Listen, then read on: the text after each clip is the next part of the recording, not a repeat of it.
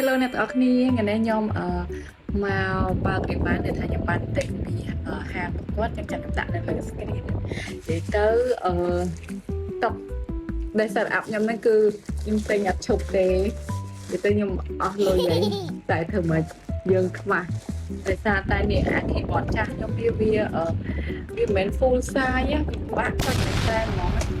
ខ្ញុំក៏សម្រេចចិត្តថាទិញថ្មីតែម្ដងនិយាយទៅមិនសូវមានលុយទិញអាថ្លៃទេទិញអាហ្មងក្នុង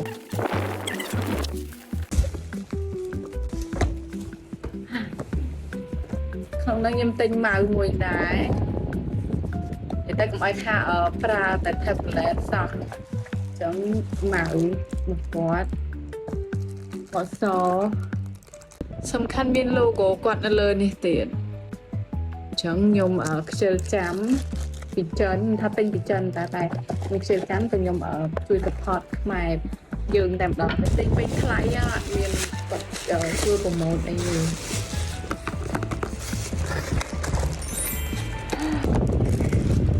អូយធំខ្លាំងនិយាយខ្ញុំមានពេលបានតែពេលយប់អត់ចឹងអត់មើលពេលយប់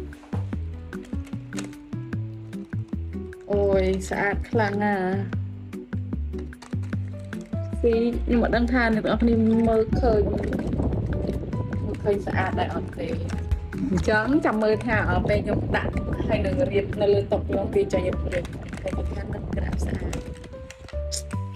នេះពេលខ្ញុំបិទភ្លើងទៅ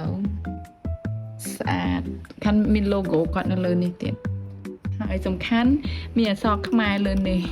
ខ្ញុំចង់លើកស្ទួយមានអក្សរខ្មែរលើ keyboard ចឹងខ្ញុំស្វែងចិត្តថាទិញគាត់ចឹង